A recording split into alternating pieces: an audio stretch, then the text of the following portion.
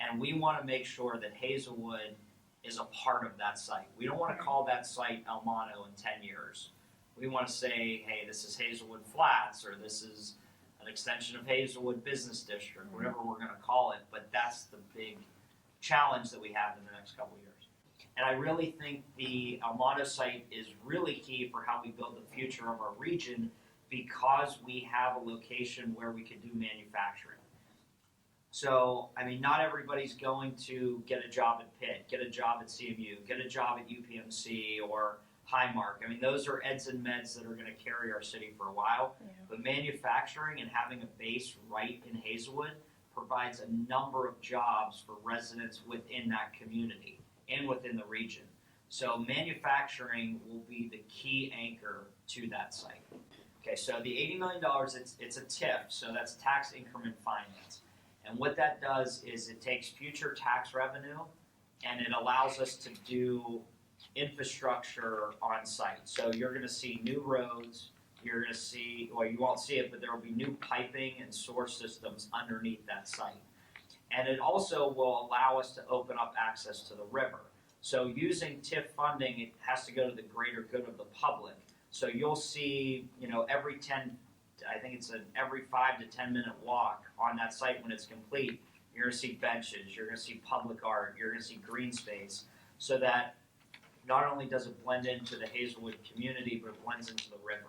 A lot of people don't realize, but Hazelwood's a riverfront community. We just can't get to the river. Right. So that's really what the public infrastructure goes to. Right. So that is my number one question at all the meetings when we meet with the developers and we meet with the property owners is how do we get 2nd Avenue to just blend in? So what we're going to have in the El Monte site, they're going to start with the old structure first and then keep most of the housing closer to Hazelwood and 2nd Avenue and over the tracks. So that now when I come down there, I'm not going to have 4 or 5 Giant Eagle, Walmart's, Targets on site, because guess what?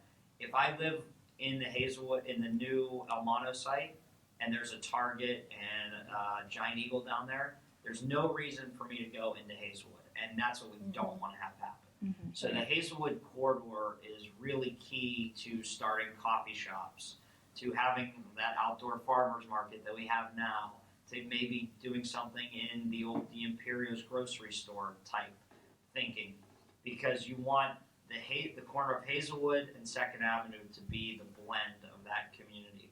We don't want anybody to say, oh, I live on the El Monte site. We want you to say, oh, I live in Hazelwood and our nearest coffee shop's a block away, you should walk there. Well, 2nd Avenue, it has to be redeveloped. We've looked at trying to slow down traffic a little bit so you can have more of a business corridor. I actually think what you can do from Flowers to Hazelwood Avenue on both sides, and it's owned by Action Housing right now, you could almost do a smaller version of Lawrenceville where you have shops, restaurants, things like that, and then people living above it or offices above it.